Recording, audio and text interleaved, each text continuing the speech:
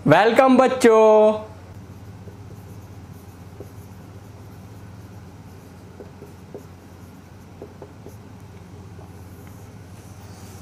हाँ जी, शुरू करते हैं। अब बच्चे पहले इसकी कंस्ट्रक्शन समझा देता हूं मैं तुम्हें।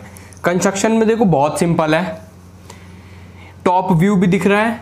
देखो दो कॉन्सेंट्रिक सिलेंडर हैं, ठीक है बच्चे। ये एक छोटा सिलेंडर अंदर है, देखो छोटा वाला हॉलो भी हो सकता है, अंदर से सॉलिड भी हो सकता है, डजंट मैटर।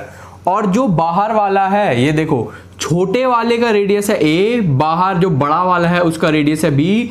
दोनों कॉन्सेंट्रिक है या फिर आप बोल सकते हो कोएक्सियल। ओके सर, इतना समझ में आ गया। बाहर वाला है ना जिसका रेडियस बी है वो है हॉलो। और सर देखो जो अंदर वाला है इसके ऊपर जो चार्ज है ना वो कितना है, साफ साफ दिख रहा है। ये देखो ऊपर मतलब है इसके सरफेस पर जो चार्ज है वो है टोटल क्यू। और भाई कैपेसिटर की इतनी सारी क्लास हो गई, मैंने बताया था ना सिंपलिसिटी के लिए हम क्या क्या लेट करते हैं। तो जो बाहर है बड़े वाले के जो अंदर जो सरफेस है ये अंदरूनी, ओ सॉरी बच्चे प्लस बन गया, अंदरूनी सरफेस पर चार्ज है माइनस का क्यू।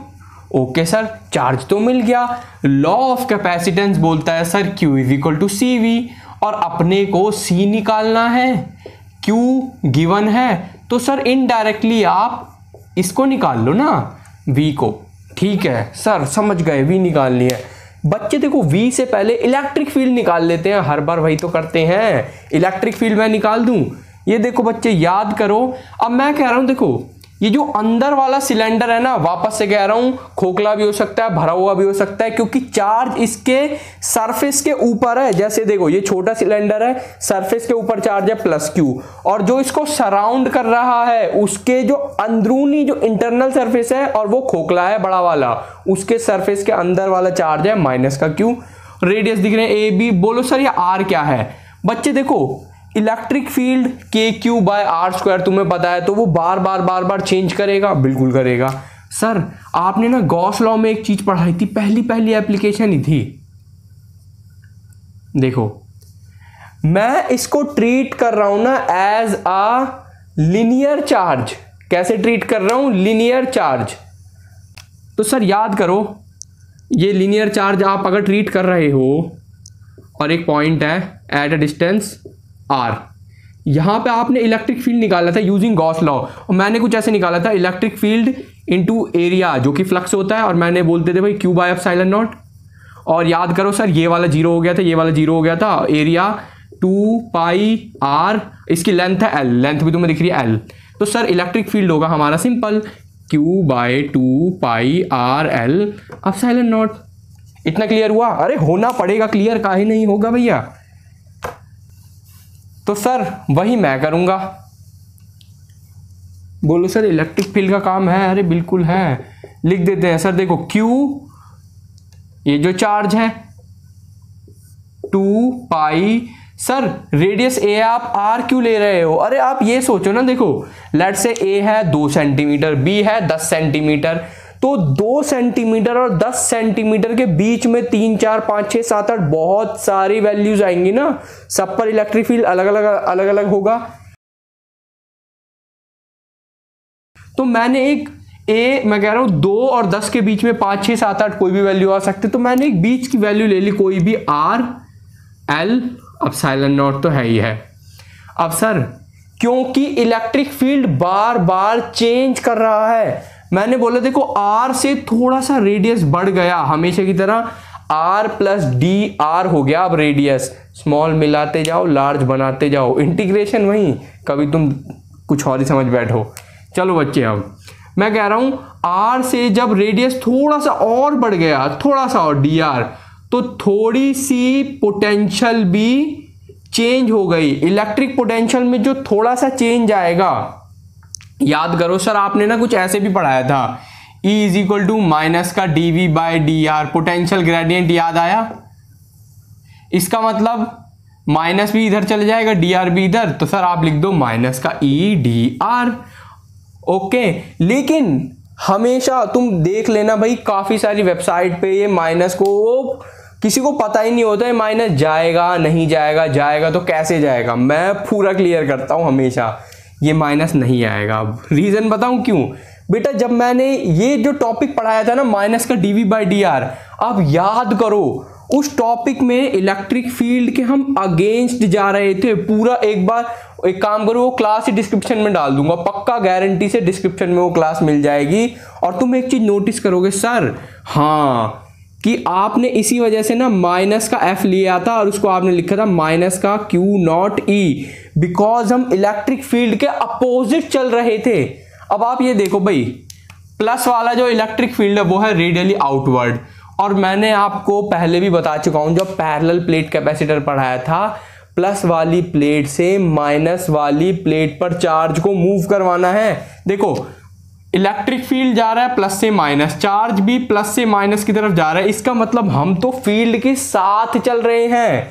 माइनस इसलिए आया था क्योंकि हम पहले फील्ड के अपोजिट चल रहे थे, और अगर साथ चल रहे हैं तो सर माइनस नहीं आएगा, क्योंकि भाई देखो फोर्स हमें लगाना ही नहीं पड़ रहा। आप समझे माइनस क्यों नहीं आएगा, फील्ड के साथ चल रहे हैं, तब इसलिए आया था हम फील्ड के अपोजिट थे, और अब साथ ही चल रहे हैं। भाई देखो फील्ड है प्लस से माइनस और चार्ज भी जा रहा है प्लस से माइनस, तो दोनों एक ही साथ चल रहे हैं, तो वेक्टर्स में कोई दौराहा क्यों। अब सर ये तो हो गया देखो small change in electric potential EDR।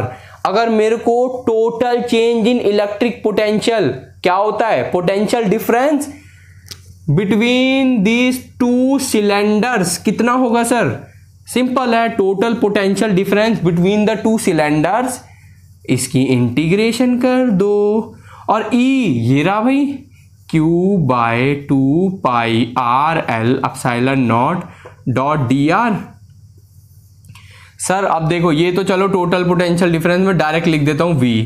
अब उन दिनों को याद करो सर, गिवन है कांस्टेंट, ये तो दुनिया जानती है कांस्टेंट, और लेंथ भी कांस्टेंट। तो सर वेरिएबल तो ये है, क्योंकि भाई लेट्स तो R को करा है कि R बीच में कोई एक आ रहा है, चलो पॉइंट आ रहा है कि वो बार बार वैल्यू घटेगी बढ़ेगी, आप समझे।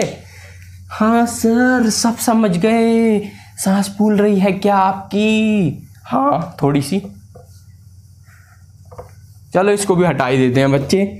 अब देखो तो ये हो जाएगा देखो Q/2πL/0। बेटा देखो मैं, अब आप ये बताओ R की वैल्यू कम से कम कितनी हो सकती है, जिधर से हमने स्टार्ट करा है सर R की वैल्यू कम से कम A होगी भाई, 2 से लेके 10, ये मैं एग्जांपल ले रहा हूं, जब वैल्यू चेंज हो रही है तो कम से कम ये, ज्यादा से ज्यादा ये, तो A से B, सिंपल। बोलोगे सर भी कहाँ नीचे झुकते रहते हैं, अरे डस्टर पहले पीछे रखना पड़ता था, वो ज्यादा अजीब था। हाँ जी ऊपर लेके चलते हैं अभी से। अब याद करो सर लॉ ऑफ कैपेसिटेंस, तो V = होता था Q/C, जो कि है देखो Q/2πL/0।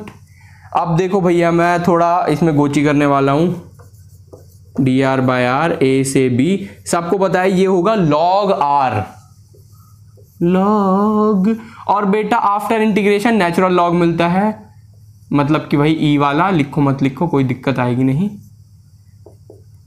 Q/2πL, इसको फास्ट कर दूं थोड़ा सा, चलो फास्ट कर दूंगा बाद में ना एडिटिंग में, B- का log A, ये चलो अभी मैं ये चेक कर लेता हूँ भाई सर। ओके सर, अब सर एक चीज़ आप नोटिस करो सर, ये तो कट गया सर, सॉरी सर। देखो सबको पता है सर log m- का log n, मैथ्स आती है तो पता ही होगा log m/n, इसका मतलब अब देखो क्योंकि ये 1/c था तो मैं इसको पूरे को ऊपर कर रहा हूँ, डिवाइड मल्टीप्लाई डिवाइड हो जाएगा, रेसिप्रोकलिंग बोथ साइड, 2πL/0। और बच्चे log b minus log a, simple आप लिख दो log b/a, log b/a। हो और हमेशा की तरह पढ़ते रहो और देश का नाम रोशन करते रहो।